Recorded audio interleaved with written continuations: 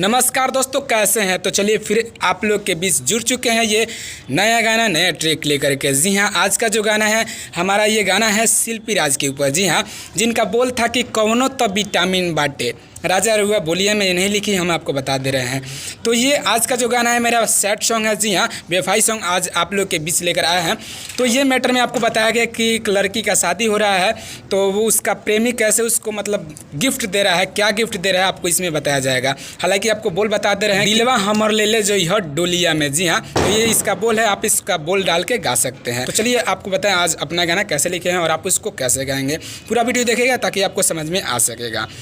तो दोस्तों, उससे पहले आपको बता दें कि शिल्पी राज कैसे गाना गाई थी। पूरा तो नहीं बताएंगे, थोड़ा सा आपको बताते हैं। कवनो तो विटामिन बाटे राजा रहुआ बोलिया में, कवनो तो विटामिन बाटे राजा रहुआ बोलिया में।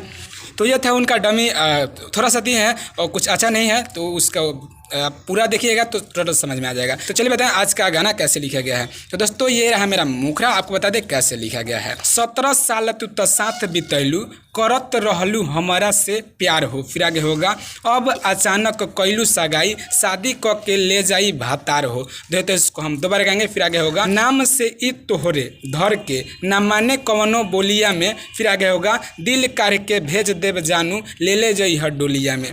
देखते इसको हम दोबारा गाएंगे। तो मैटर आपको समझ में आ रहा है, बाकी का आप इसको सुन करके समझ पाएंगे। तो चलिए आपको इसका डमी दे ताकि आप इसको समझ के गा सके। तो दोस्तों, आपको बता दें कि अगर आप इस channel writer Kumar Sagar official, जो कि मेरा खुद का चैनल है, अगर आप इस पर नए हैं, पहली बार इस वीडियो को देख रहे हैं, तो हमारे इस चैनल को लाल बटन दबा करके सब्सक्राइब कर लेना, साथ में बेल आइकन आएगा उसको प्रेस कर देना, ताकि जब भी वीडियो अपलोड करें तो उसका अपडेट सबसे पहले आप तक जाए। तो चलिए आपको बताइए गाना कैसे आप गाइएगा। 17 साल तू तो साथ भी तैलू, करत रहलू हमारे से प्यार हो, अब अचानक कहिलू सगाई, शादी क के ले जाई भातार हो। 17 साल तू तो साथ बितैलू, करत रहलू हमारे से प्यार हो, अब अचानक कहिलू सगाई, शादी क के ले जाई भातार हो। नाम से ही तोहर धर के न माने कवनो बोलिया में, दिल काढ़ के भेज दे बजानू ले ले जइह डोलिया में, दिल काढ़ के भेज दे बजानू ले ले जइह डोलिया में। 17 साल तू तो साथ बितैलू, करत रहलू हमारे से प्यार हो, अब अचानक कइलू सगाई, शादी क के ले जाई भातार हो।